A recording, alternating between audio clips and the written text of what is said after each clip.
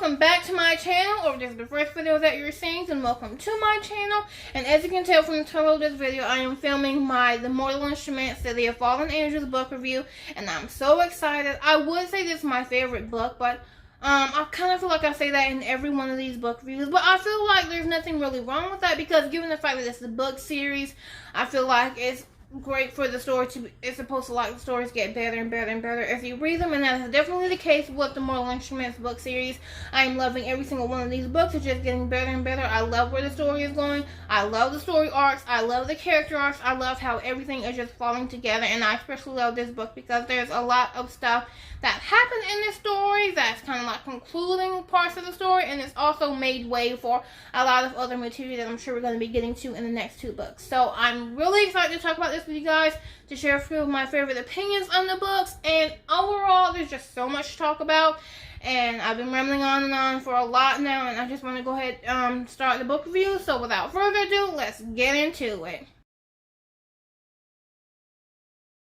So like I was saying, at this point in the story, a lot of information has been covered. We've gone over vampirism, werewolves, the shadow hunters. We've discovered a little bit of the background history between the characters.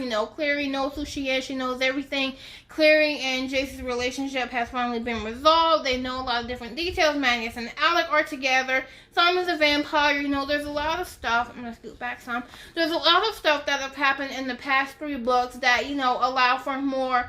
This story is a lot less about introducing certain characters and plot developments, and more about just like telling the story overall. So there's not a lot that needs to be like explained about the different supernatural creatures or the shadow hunters in this book. So this book was mainly just about continuing on the story and letting everybody tell their story. So that's what I really love about this book, because I feel like it's the first one where there's not really like an encyclopedia based story about, okay, so these are vampires and this is why they do this, and these are werewolves and this is why this happens, and shadow hunters do this.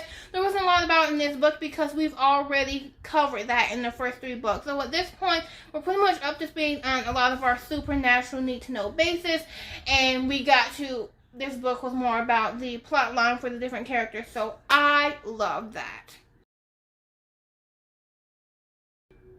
So, a couple of different characters were introduced in this book, actually, but there's like three main ones that I really want to go over. There's a couple of different characters that I feel really play an important part in the story. So, the first character that was introduced in this book was Camille. So, Camille is a vampire, and she was the head vampire of the vampire clan in New York. She was the head vampire. For a while we thought it was Raphael, but he was really just filling in for Camille, and there's a lot of background about her and how she was introduced. But she's one of the oldest vampires, and she and Simon have this sort of thing going on, and we learn a lot about, why she is like not a part of the clan, and there's a lot of stuff that we find out about her, so love it.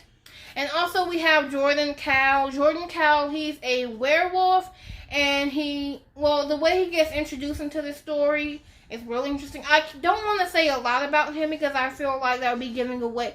Like, I'm going to explain more about who he is later on in the video, but for the most part, he's just a werewolf, and he works with this organization called the Praetor Lupus to help different creatures in the shadow world. And he also has a lot of history with he has a lot of history with Maya, so there's some stuff going on there that happens in the book as well, and he and Simon have this situation going on as well. So there's a lot of information to learn about him, and I can't wait to talk about him as well. And then also, of course, we have Lilith. So Lilith is basically a greater demon, and if you don't know what a greater demon is basically one of the original demons that helped to create other demons. So Lilith is known as the mother of all demons. So she's one of the oldest demons that ever existed, and she played a huge part in the story. She wasn't like, they don't really talk about her a lot, but how her character sort of develops, it's like she has a lot to do with some of the other characters that are in the book as well. And there's a lot of information about her that comes to head towards the end of the story. So I'm really excited to get into that as well. One of my all-time favorite aspects of this story is the love triangle between Simon, Izzy, and Maya. I really like how it's pretty much just like, You know, obviously all three of them are supernatural characters, so there is that element to it. But overall, I think that, you know, the whole idea of the love triangle is basic. It's like very humanistic of them, and it's something that, you know, some people have experienced being in a love triangle. I personally, I may have a little bit of experience with that, but we're not going to talk about that. But I do love that, you know, it's something that a lot of people can relate to, with Simon having feelings for two different girls and not knowing how to express that or how to explain that to them, and how it sort of all comes out in the end and what ends up happening between the three of them. I really do like how, I just really like how it's like so relatable to everyone. Like, it's a very human aspect of the story. There are different relationships that are developing between Simon and Maya and Simon and Isabel.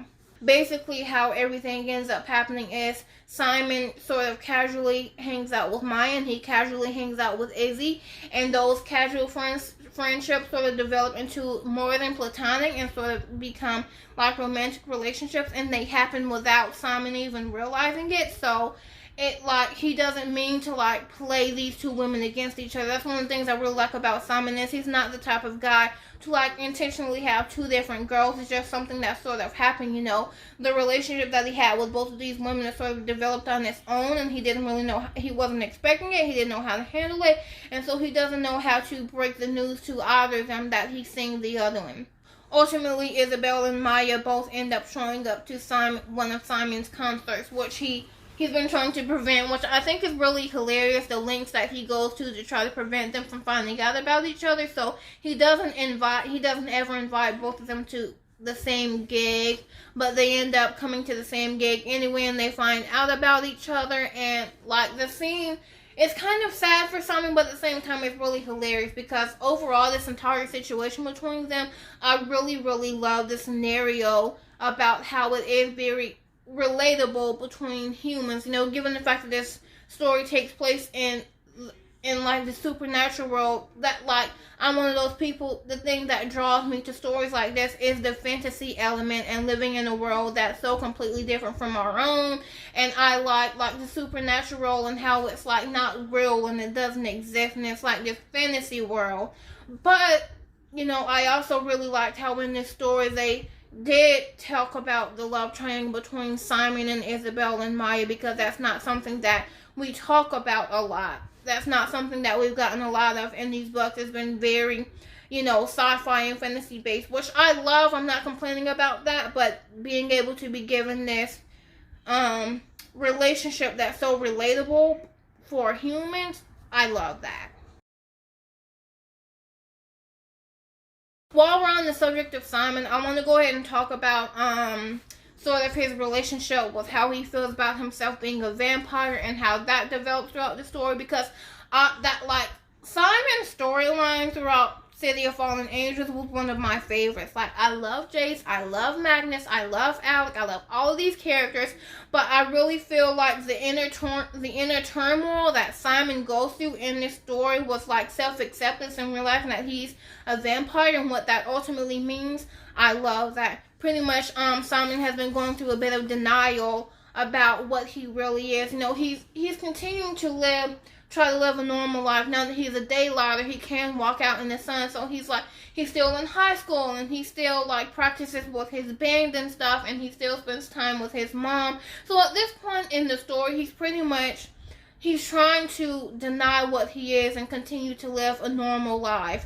Ultimately, halfway through the story, he does sort of come to realize that he's immortal now, and he's a vampire, and he's not going to be able to keep up the pretense. He just goes through these moments of like, well, what's going to happen in 20 years when everyone else looks older and I still look the same, or how am I going to deal with it when all of my family like moves and passes on and I'm just here by myself. And he's just going through a lot in this story, and he's like, he doesn't want to admit what he is or admit that he's a vampire, and so he's kind of living in denial, but at the same time sort of having to face the consequences that he can't really hide it or hide, you know, what he is or what he's become.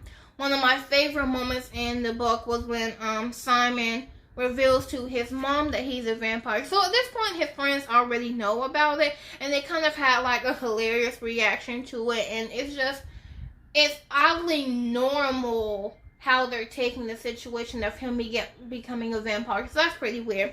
But that's the situation with his friends. When his mom finds out, it's a completely different story. So when his mom finds out he's a vampire, she pretty much, like, his worst fears comes to life. She doesn't like him or accept him, and she calls him a demon and tells him all this stuff. And I felt so sad reading this story. I felt really sad reading this part of the book, because when, like, part of the reason why he's been so in denial about being a vampire is because Simon, he's Jewish and he's very religious, and so he's sort of struggling with himself, how he views himself as something that goes completely, like, he is what he feels like. I don't know how to explain this. Simon feels like he himself is now what he's been taught throughout his entire life is evil. Like with him being like having demon blood and being this creature, he doesn't like. He's sort of going through a period of like self-hatred. He doesn't like what he is, and I don't know, it's a really sad part of the story, but I'm also really looking forward to the future books, because I feel like it's not something that's really resolved, and he doesn't really know how to accept himself, or has yet to accept that he is a vampire. So I'm really excited to see how things change in future books about how he learns to accept himself. Hopefully, I feel like some happy stuff is coming for Simon, but he's still going through this period of like not knowing who he is or how to accept himself, and it makes me feel bad. So Simon, I'm rooting for you. So we were talking about Camille when I introduced her at the beginning of the story. What's so interesting about Camille's character and her plot development throughout this book, it's interesting that, the period of self-doubt and self-hatred that Simon goes through in this story is due largely in part by Camille. Also interesting to find out in this book, Camille and Magnus actually used to date, and Magnus explains to everyone a lot about who Camille is, and he refers to her, he calls her a master manipulator. She's really good at manipulating and scheming to get what she wants. I have seen the TV show, but if I were to be someone who hasn't seen the TV show, given what Magnus says about Camille, that by itself would be enough for me to not trust what she says. She tells Simon that the reason why she is no longer a member of Raphael's clan and how she abandoned the clan is because Raphael was feeding on humans, and he lied and said that Camille was, and he forced her to leave town. Even at the end of the book, it is never revealed who was lying, Camille or Raphael. But given what Magnus says about her and what does end up coming up about her at the end of the book, I'm more leaning towards Camille being the one who was killing humans. Not that it has anything to do with why I'm talking about this. I'm mainly talking about this because I like the relationship or conflict that happens between Camille and Simon, with them constantly meeting up and her like trying to get him to work for her, and how she, like, what she said was enough for Simon to pretty much grow to hate himself and be confused about who he is and what his life is going to look like in the future. I thought it was interesting. See, I like characters like that. Like, they're evil, but they make you think. Am I alone in that? I really like how Camille, like, how her words just were enough to confuse poor Simon, which I'm still sad about the situation. Simon, definitely still rooting for you, still Team Simon all day long. But I do like a little bit of like what Camille is all about and what she's capable of. But then again, when you've been alive for like hundreds of years, I think it's only natural that you would be good at like manipulating people to get your way. Ooh.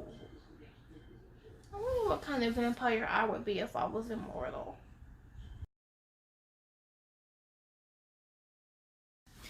So moving on to some more happy subjects, sort of. The 5 minutes of happiness that we got in this story. So Jace and Clary are officially a couple.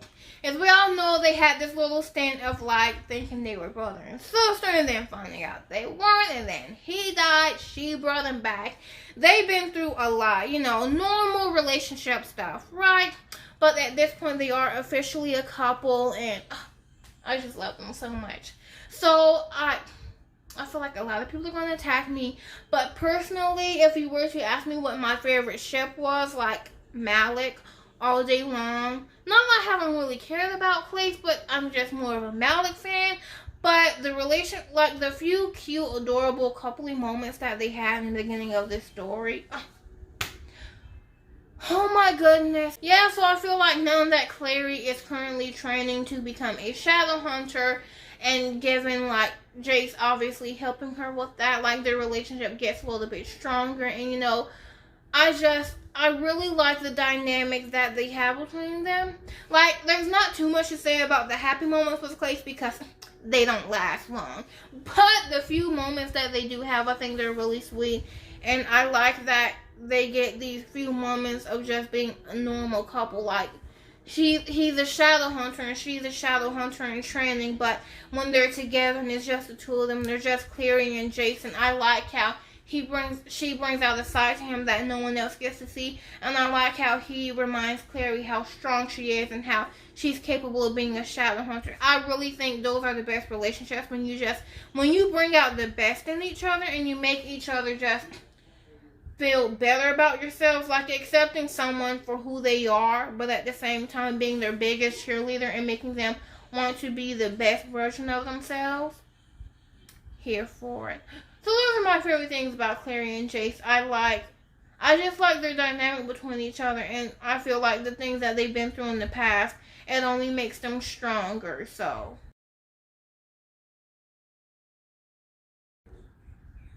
aside from his relationship with Clary, Jace is actually having a really hard time throughout this story. He starts off towards the beginning of the story, it's revealed that he has a lot of dreams about him hurting Clary.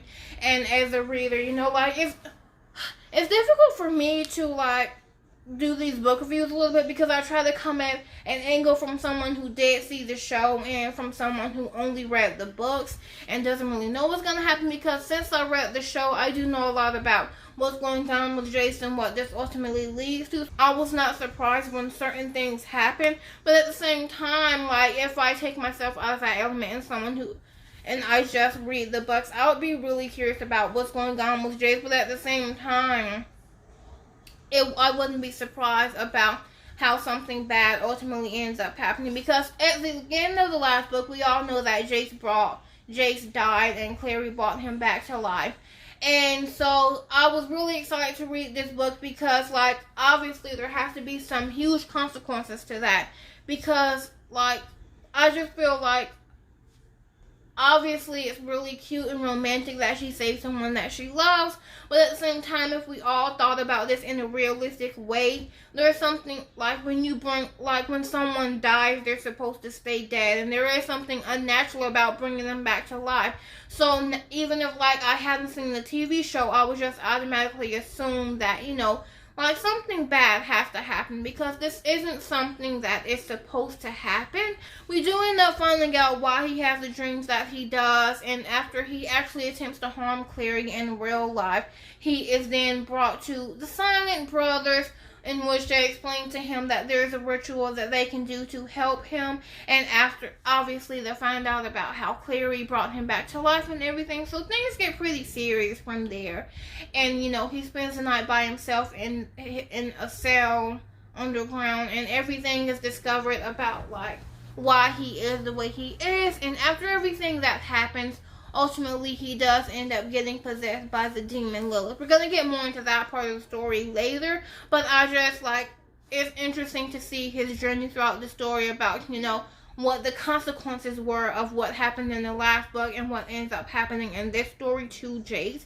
It's interesting, and I can only imagine how horrible Clary must feel, because, with her when she brought him back to life. She thought she was doing something good, which in a way she was, but also you kind of have to think about the natural balance of things. Like when people die, they just die, no matter how sad you feel, no matter how much it might tear you apart. At the end of the day, everybody has to die someday, and everybody, they die, and then you grieve and you move on because you have to. So the idea of Clary bringing someone back to life, of course there's unnatural circumstances to that, but she doesn't think about that at the time. She just wanted to help someone that she loves. And at the end of the day, we all have to admit that if given the opportunity to bring someone back that we love, would we do it? Probably. We would probably take that chance. But like what the consequences that end up happening because of that, I'm really curious too. I wish we would have gotten a more in-depth about how Clary felt about everything that happened with Jace. Like, does she feel, I'm sure she feels bad, but does she feel bad to the point that she regrets it? And if Jace had a say in the matter, would he have even wanted to come back to life? Because ultimately, it's been revealed in this story several times that as shadow hunters, they're raised they spend a lot of their time expecting to die in battle. And so Jace, he probably knew that he was gonna die young, because most shadow hunters do. I think it was revealed in City of Ashes that most shadow hunters usually don't live past their late 20s, early 30s, and that's just the reality of the situation when you hunt demons for a living, and you constantly, you're prepared for battle, and you're fighting a war every day of your life. You're prepared to die. You have to be prepared to die every single day. So would Jace have chosen that for himself? Probably not. That's my opinion. I don't think he would have chose to come back to life. That's just how I feel about it. Please be, go ahead and comment and tell me how you feel about this situation. But I don't feel like Jace would have chosen to come back to life. But Clary did bring him back to life, and he's not angry at her for it. They're in a relationship and they love each other and everything goes all fine and dandy. But the bottom line is Jace's journey throughout this story and everything that he's been going through is a direct result of Clary bringing him back to life. So now we gotta talk about Jordan Cowell, who was another one of my favorite characters that got introduced in this story. Pretty much how, there's a lot more to him. There's a lot of character depth there that I'm so excited to talk about. But I just want to kind of go into order about how things progress with him. So Jordan starts out this story, Simon and his band are looking for a singer to join their band, and Jordan auditions. Now after the audition, Jordan ends up inviting Simon to live with him because of things that happened with Simon's family and stuff like that. So Simon comes to live with him, and Jace actually finds out that Jordan is a werewolf. So when Jordan reveals himself to be a werewolf, he also reveals himself to be working with the Praetor Lupus. So let's go into details about what the Praetor Lupus is real quick. So basically, when you are a newly turned werewolf, you go through the stage of being filled with rage and just having a lot of anger around you, and you usually end up being very volatile, very dangerous, and most of the time you could usually end up hurting someone. Also, a key point to something we're going to talk about later. But basically, the Praetor Lupus is in charge of helping out newly turned werewolves and newly turned vampires discover who they are, and also helping to protect them when people are after them. So they basically help creatures throughout the shadow world sort of get their bearings and find out who they are and find a safe place for them to stay. So after Jordan reveals that he is working with the Praetor Lupus, he also reveals that he has been charged with protecting Simon. With him having the mark of Cain on his forehead, he's very coveted and wanted, and a lot of people are after him. And Jordan has been assigned by the Praetor Lupus to help him and protect him, and that's why he ended up auditioning for the band. That's why he invited Simon to live with him. Jordan is there to protect Simon from those that mean to cause him harm. I really like Jordan's character. I like how he is. I like the background that is revealed about him. Obviously, these horrible moments after he was turned into a werewolf, but sort of joining the Praetor Lupus and working for them and trying to turn his life around and do good. I feel like that's something that a lot of people can relate to. Not to get dark or anything, but personally, in my family and close friends or family. I know a lot of people that, I don't know, like have been like hooked on drugs and stuff like that. I feel like it's going a little dark, but just like trying to relate this to something else. I know a lot of people I know a lot of people personally that have had really dark moments in their life and then completely turned their lives around, and you know, they do good for the community, and that's sort of how they get there. So I thought it was like, that's how I kind of paralleled it, how Jordan, you know, he turned something that could have been horrific and sort of given him a horrible life, and he found this group of people and he helps people. I like how Jordan managed to turn his life around, and now he helps people, and he turned something that could have been bad and made it good. So I really like that. So we can't talk about Jordan without talking about the rocky relationship between him and Maya. So Jordan is revealed in the book that Jordan is the person who turned Maya into a werewolf. So after Jordan was turned into a werewolf, you know, he was actually in a relationship with Maya, and like I talked about before, when you become a werewolf, it sort of starts out with like a few weeks of like these fits of anger and aggression, and that's sort of how that happened during his relationship with Maya. So he and Maya were dating, and all of a sudden like he just turned angry and he would get extremely jealous, and because of that Maya broke up with him. Well, the very first time he turned into a werewolf, it was because he caught Maya kissing another guy, and when he turned into a werewolf for the very first time, he bit Maya while he was a werewolf for the first time. Now, when he woke up after he woke up and realized what he had done, he wanted to go to Maya and make sure she was okay and to talk to her about everything. But when the Predalupas found him, they forbade him from doing that. They told him he was not allowed to have any contact with Maya. Now, parallel, while all of this is happening, Maya took this situation and she assumed that Jordan turned her into a werewolf intentionally and then left her, never speaking to her again on purpose. So they have these two completely different versions of the story, and when Maya and Jordan meet for the first time, she attacks him. Now, in the TV show, they didn't actually act out this scene, which I'm so mad about. I would have loved to see. I don't condone violence and I don't condone women hitting men or men hitting women. Just to get that out there, I'm not for that. I'm not into that.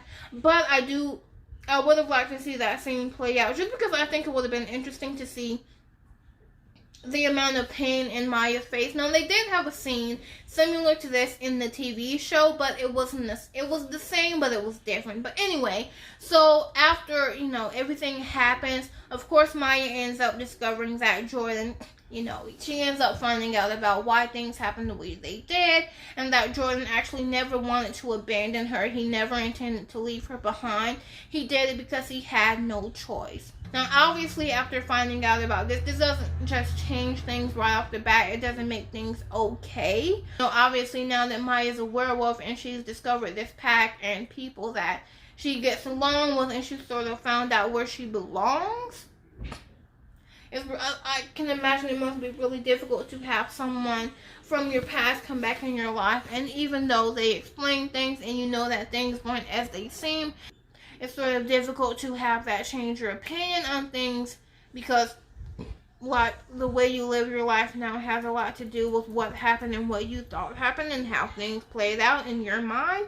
And so thinking of things differently, it's sort of difficult to picture things being differently, given the fact that you built an entire life off of what happened to you and why you think that it happened. I mean, obviously, there's still a lot of tension between Jordan and Maya. There was a kiss at the end of the story, and yeah, so I'm interested to see how that relationship will play out as well. I personally am really interested to see how the Jordan and Maya relationship will play out in City of Lost Souls, and maybe even City of Heavenly Fire.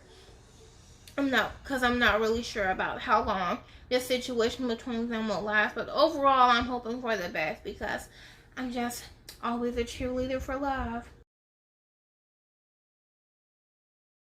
Okay, guys, so we gotta talk about Malik, and unfortunately for my little heart, it ain't all good. So Magnus and Alec, you know, they start off the story really great. We don't really see them, which I'm a little bummed about because huge Malik shipper right over here. But, you know, they're all traveling the world and it's a good thing. They're, you know, continuing their relationship and just falling more and more in love and just like realizing that they're meant to be together and how they want to get married one day and just how they're going to be together forever and ever and ever and just we do hit a snag in their relationship in this story. So after Alec discovers that Magnus and Camille used to date, he overhears a conversation between Magnus and Camille, and basically Camille asked Magnus how he manages a relationship with someone who's not immortal while he is. Now, he doesn't hear a lot of the rest of the conversation between them because he doesn't really need to, because this immediately puts the question in his mind. He doesn't understand how the relationship is going to work out when 20, 30, 40 years from now, Alec's going to be dead and Magnus is going to be...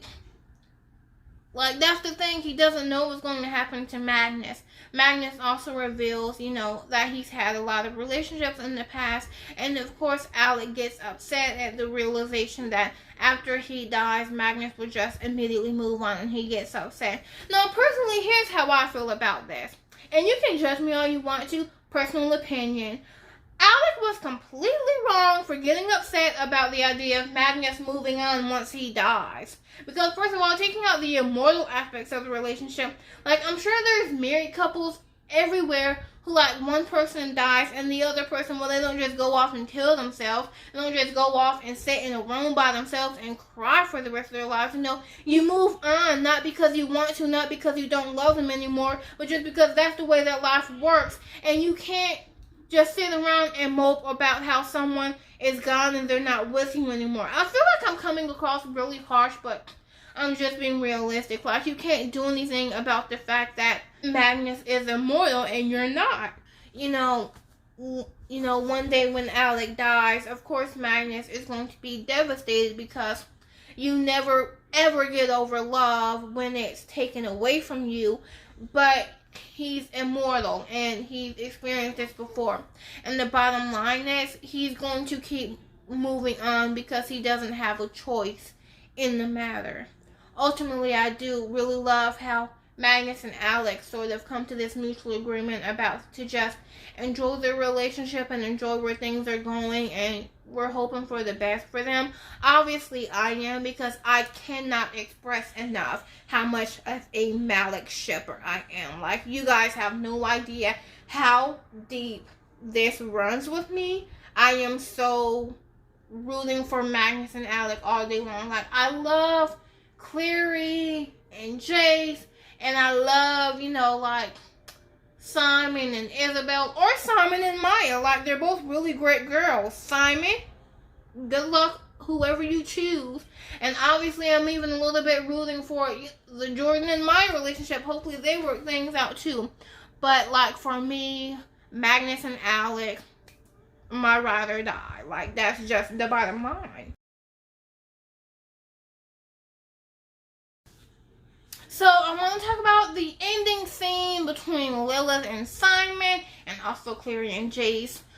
Love this scene. Enjoyed it so much. That's why I decided to talk about this towards the end of the book review. Although I do tend to like try to do these in chronological order in which they happen.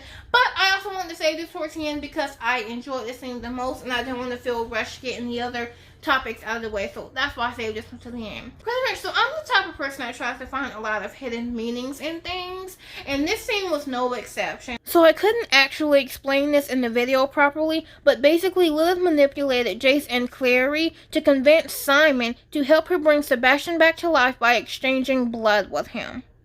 So pretty much I enjoyed this scene. I thought it was really interesting. It did make me really sad to read about Simon being forced to drink demon blood. You know, I can only imagine how hard it was for him after losing control and feeding on Maureen and drinking human blood for the first time. I feel like part of the reason why Simon initially didn't want to do this, obviously he doesn't want Sebastian coming back to life. Like, who does? But I think also there's a lot of him like not wanting to go back to that place of feeding on a person. Even though Sebastian isn't technically a person and he is like kind of sort of dead. I feel like it's a lot of the same to him about, you know, being afraid to like go there again because he was able to control himself enough to stop feeding on Maureen. I mean, maybe he's a little worried about if he does this, if he feeds on another actual person, will he lose control? Will he start hurting people? Maybe I'm reading too much into this because I have been told I can be over dramatic about a lot of stuff, but for me I feel like it might have been a little bit painful for him to do that. Obviously he does end up doing it because like Clary is his best friend in the world. He doesn't want anything to happen to her, and so that's why he gives in to Lilith and gives her what she wants.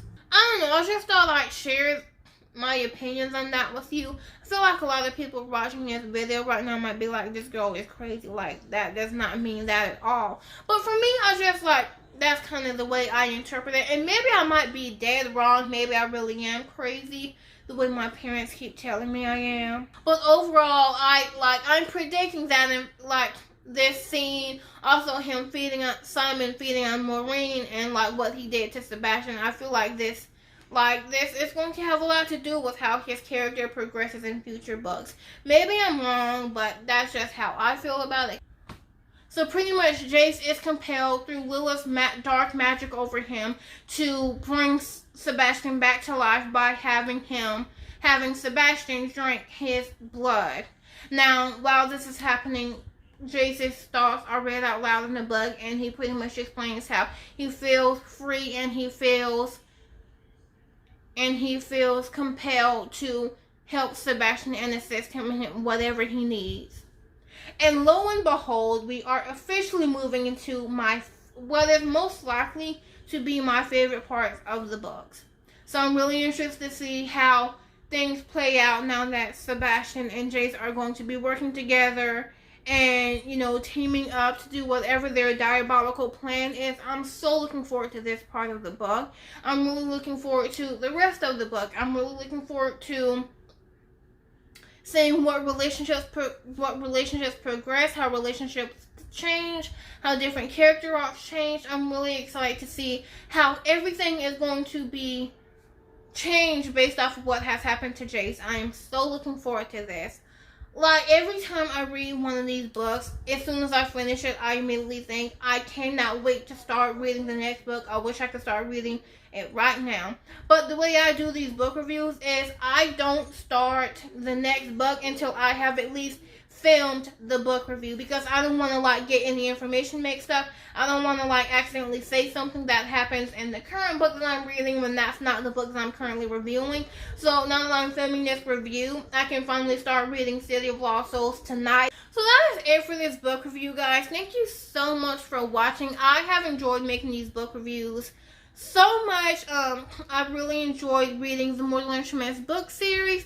I've done a lot of reading over the past month and a half. I started reading them on June 5th, and I finished City of Fallen Angels on July 25th. So I've done a lot of reading in the past month and a half. I've enjoyed reading these books, just like reading them by myself, even without the book reviews. I've been enjoying them a lot, but also I really love making book reviews. I really love sharing my opinion on certain books with you guys, so much so to the point that originally the book reviews were only being done because I was reading the Mortal Instruments series, and I planned on like not continue doing them after that. But because I've enjoyed making them so much, I think I want to continue reading them. So because of that, I want you guys to let me know what book I should read next. Now, the Shadowhunter Chronicles, there's 5 different storylines in all. So there's like 4 other stories that I could read as part of this book series. But part of me also feels like maybe I should take a break from the Shadowhunter world and try to read something differently. And that's where you guys come in. I have literally no idea what book to read next. Obviously, we have the last 2 book reviews coming. So we have City of Lost Souls and then City of Fallen Angels. But after that, I want to start reading a book literally right after. And I want to already know what book I'm going to read next. So I need you guys to let me know what books you think I should read. Leave in your comments and let me know what books you recommend I read next. Should I move on to a different story in the Shadowhunter Chronicles, or should I read something completely different? Should I read something that's also science fiction based, or should I move on to a different genre? I have no idea where to go. I want you guys to help me figure that out. So please let me know in the comments which books you think I should read next. Also, feel free to let me know on social media. So this is my Instagram. You can just go ahead and follow me on Instagram, or you can follow me over here on Twitter. That is my Twitter handle. Now, neither of these are actually links. I have no idea how to link on YouTube. I am completely stupid. So I have no idea how to do that. So these aren't links that you can actually click, but this is the name of my Instagram and this is the name of my Twitter. Please be sure to head on over to those and follow me on both of those because you don't want to miss out. But let me know what books you want me to read next as well, because after I finish the Mortal Instruments book series, I really don't want to stop. I don't know if I'm going to be posting book reviews as frequently, because I post them every 2 weeks as of now, but that's because I have like 6 books and I'm like reading them back to back, so it's easier to have these books updated. I don't know if the book review for the next book after I'm done with the Mortal Instruments series is going to be posted 2 weeks right after City of Heavenly Fire. I seriously doubt it. Maybe, but don't hold your breath for that.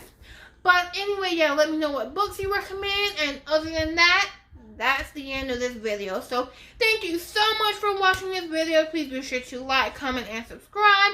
And if you push that notification bell, you'll be notified every time I post a video. Thank you so much for all your love and support. It means the world to me. And I will see you in the next one. Bye. Also, I'm just realizing how completely weird my hair looks in this video. This was my horrible attempt at a bun. I really do like this scarf. I feel like it matches my shirt. Thank you guys for watching this video.